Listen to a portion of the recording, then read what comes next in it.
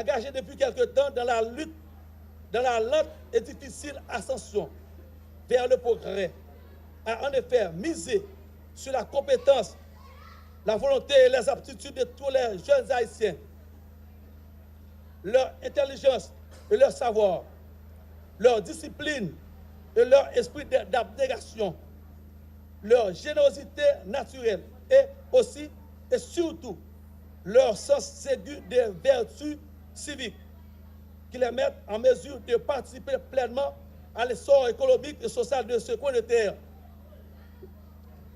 Au nom de tous les professeurs, les élèves, les parents de cette institution, je vous remercie pour la qualité de votre présence.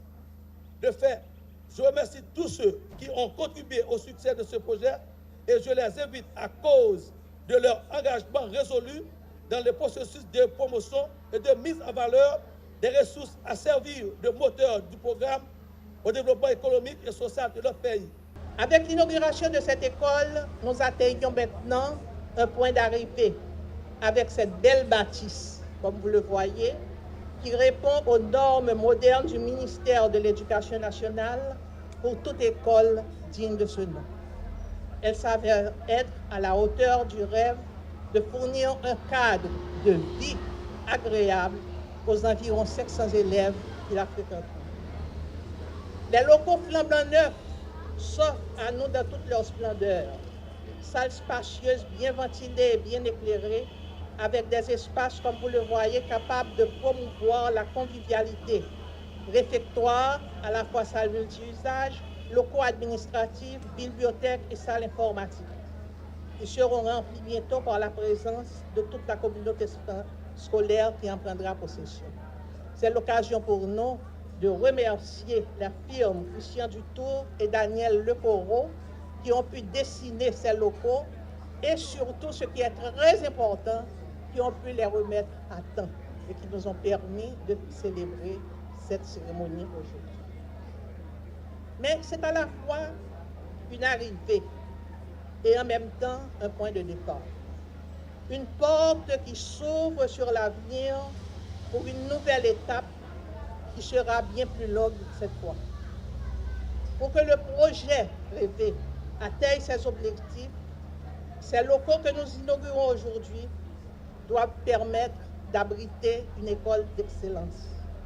C'est le rêve que nous nourrissons et nous sommes sûrs qu'avec le concours de tous, nous gagnerons aussi cette nouvelle étape.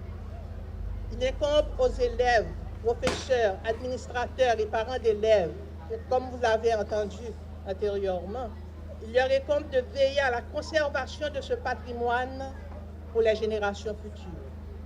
Dans un tel environnement, nous en sommes sûrs, nos enfants pourront accéder dans de meilleures conditions à la connaissance, mais également aux valeurs essentielles qui fondent la citoyenneté. La manifestation d'actualité de l'amitié qui lie nos deux peuples et l'amitié franco-haïtienne de longue date. Ce ne sont donc pas des grandes institutions désincarnées qui sont à l'origine de cette belle histoire, mais des hommes et des femmes qui se sont mobilisés pour être à l'origine de ce projet, des parents d'élèves qui se sont unis par l'idée que l'éducation est un impératif et un devoir que les adultes ont envers la jeunesse d'un pays. Ce capital est bien précieux et bien sûr, il va vous falloir le protéger, le chérir. Donc, nous accorderons toute notre attention à la manière dont sera entretenu ce capital et nous vous aiderons, nous serons à vos côtés pour continuer à l'améliorer. Sachez qu'une école, c'est un bâti et mes remerciements également s'adressent à l'équipe architecturale, à l'entreprise pour avoir réalisé ce merveilleux endroit où on est bien, où on a un rendez-vous avec l'esthétique, où on sent que est offert aux jeunes Haïtiens qui vont y étudier un outil pédagogique exceptionnel. Donc cet outil, effectivement, c'est une énergie en marche autour d'un projet pédagogique. Nous avons eu à cœur, nous, ambassade de France, d'y contribuer avec l'installation d'un tableau numérique interactif qui est l'expression même de la modernité de l'enseignement. Je crois que même une démonstration sera faite tout à l'heure. Sachez que 180 tableaux numériques interactifs ont déjà été déployés à ce jour en Haïti, dans les écoles haïtiennes, et que nous avons l'ambition de parvenir prochainement à mobiliser plus de 500 autres équipements de ce type pour continuer à contribuer au développement d'une pédagogie moderne et ambitieuse dans le système fondamental haïtien. L'offre scolaire a été sensiblement augmentée avec le concours du ministère de l'Éducation nationale. Mais le séisme dévastateur du 12 janvier 2010 allait faire écouler tous nos espoirs en réduisant à néant le bâtiment. L'État haïtien s'est mis aussitôt à pied d'œuvre. Le FAES a eu une intervention heureuse en érigeant une structure transitoire pour faciliter la reprise des cours après le séisme. Lorsque Cité Unie France et la Fondation de France sont venus avec l'offre de construction d'une école dans la commune de Gressier, j'ai remis ciel et terre, pour ainsi dire, afin que l'école nationale soit la bénéficiaire de ce financement. Tout cet activisme a reçu le support sans faille d'un des maires adjoints de l'Or. Je vais parler de Jean-Michel Paul. Sur ce dossier, son aide, je dirais même ma grande complicité avec lui, a permis de sauver les financements promis par les deux prestigieuses institutions françaises. Monsieur Joseph Triel, notre point de contact, a mis la pression nécessaire, il faut le dire, pour l'obtention au plus vite et en bonne et due forme de terrain pour réaliser le projet. Décider en Haïti, c'est facile. Mais mettre en œuvre une décision, c'est tout autre chose.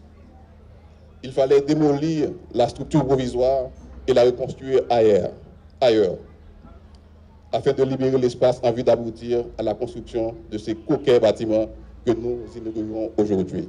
En tant que directeur départemental adjoint du ministère,